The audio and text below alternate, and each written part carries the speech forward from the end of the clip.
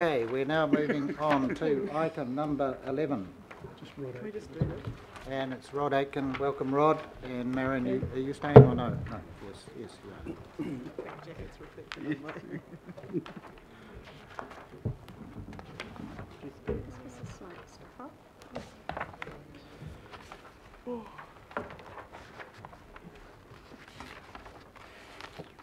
Yep. Right, so this report details a procedural amendment to the 15th of May 2018 Finance and Performance Committee resolution on the corporate office portfolio. You recall the resolution approved the disposal of 7 corporate accommodation properties across the region. And as laid out in the report, the 2 amendments are to include an additional parcel of land in the Merrill Drive car park site, which was omitted from the original recommendation and resolution. And the parcel is, you'll know the parcel as you walk up Wellesley Street. It's on the left, and it's really that sort of piece of land that's like the garden, the small parcel up Wellesley Street. And the second amendment is to clarify and correctly specify that Panuku will transact the disposal of the properties as is normal council practice for disposal of surplus assets. Questions, councillors? Councillor Darby. Thanks. Look, thank you for this. The original report and the resolutions, I think, were in the public excluded agenda, and I couldn't find the minutes. So I don't have the minute before me of that original resolution, because at that time I do recall, but I would like the evidence of raising the importance of what the strategic outcomes of disposal were to be because of the importance of that site. So why was it in public excluded then, if I'm correct in that regard, and not now? It's not. No, it wasn't publicly excluded. It was in the open forum and available for the public. It was? Okay, because I was looking at that resolution and I kept finding that it was in the excluded section. Okay, so just in terms of that resolution at that time, what else did it say? Did it not emphasise the need for particular strategic outcomes to be achieved rather than just disposal? So through the chair, the strategic outcomes in terms of the corporate property strategy are still the same. This is a procedural item, if you like, in that, as my colleague Rod says, one of the lots of that car park was omitted in error from the original report. The car park itself comprises of approximately 10 lots. This one was omitted in error, as I say, but it was always intended to be on the completion of the station box there at CRL, for the CRL site to be transferred back, and the air development rights, that's what we're talking about here, to be incorporated into the proposed development for the car park site. So all of the original intended strategic outcomes for all 7 sites are still the same.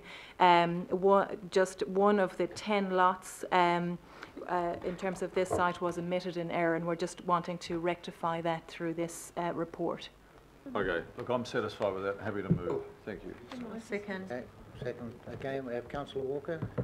Yeah, I'll just ask a question. I mean, given the strategic location of this site, in what will be the busiest single public transport node in New Zealand, this particular station, should we not be holding on to this asset and disposing of it at a more appropriate time, which might be when the CRL is complete and we can maximise the value? Or, alternatively, consider some other strategic use for the site? Yeah, look, I don't think we're here to debate the original resolution, but look, personally, I believe the absolute right decision was made because it gives us an opportunity for greater outcomes at greater pace. You can't get a good outcome on that site unless you integrate with the CRL. Yep. You'll create a station box and then a piece of dirt alongside it, then you'll try and modify the above ground to suit the station box. And we're absolutely right with the decision and the recommendation to try and integrate both the above ground outcomes with the station box, and that's proven to be best practice overseas.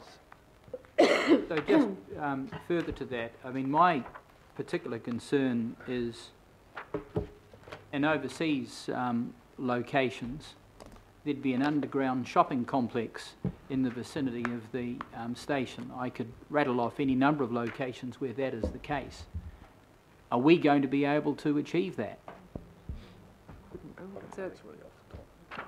So, just through the chair, the framework and development strategy for that site is currently being developed by Panuku. And the market testing and market analysis, etc., is currently underway, and that will inform the strategy, and that will tell us, it's the development framework and development strategy that we're currently developing that will tell us the right time, etc., in terms of putting that to the market and how we do that and how we go about it. Councillor Lee. Councillor Walker asked the question I was going to ask.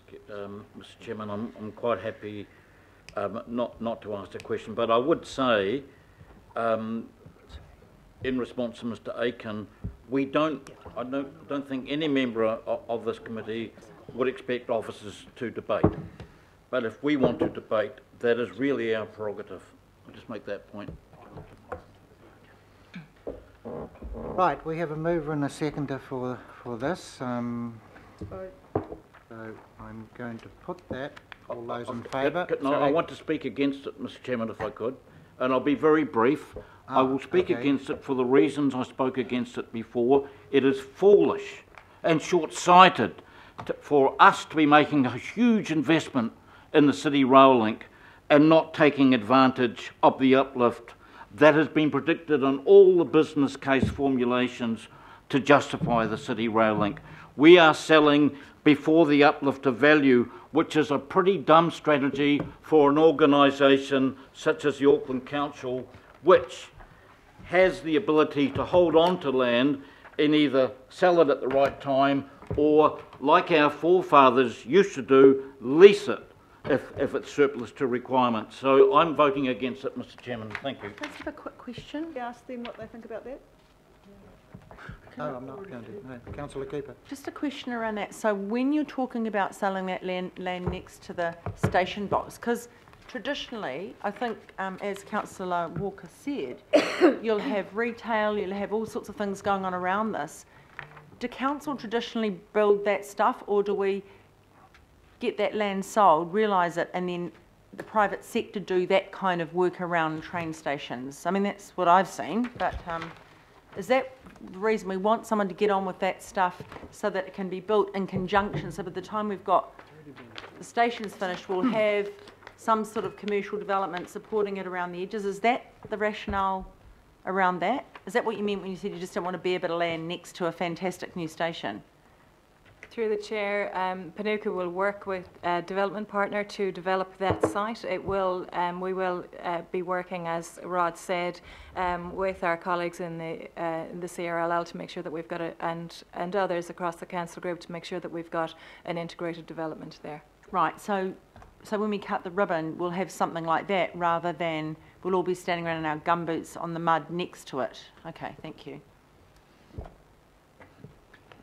We have a mover and a seconder. There's no further people, so I'm going to put the resolution. All those in favour? Aye. Aye. Against? No. Aye. Anyone want it recorded? Please record my vote Yeah. against. Councillor Lee, Thank you. Councillor Walker, Councillor Watson. Anyone else? No? All good?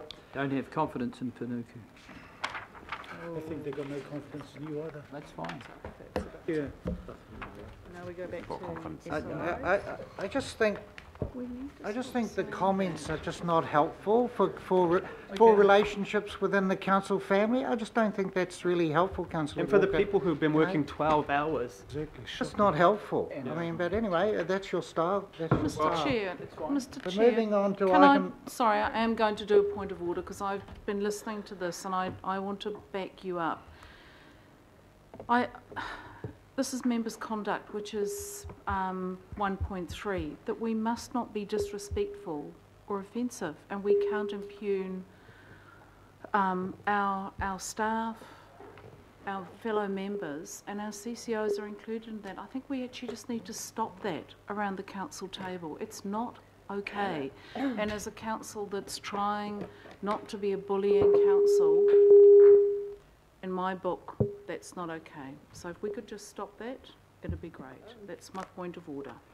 Mr. Chair, if we could just bear that in mind with other councillors and their comments on others as well, because I get a little tired of some of the same individuals who are the very ones who do act inappropriate and then are quick to take the moral high ground. So if we're going to do it, let's do it for everyone. Fair enough. Right, we're not doing item number 9, we're moving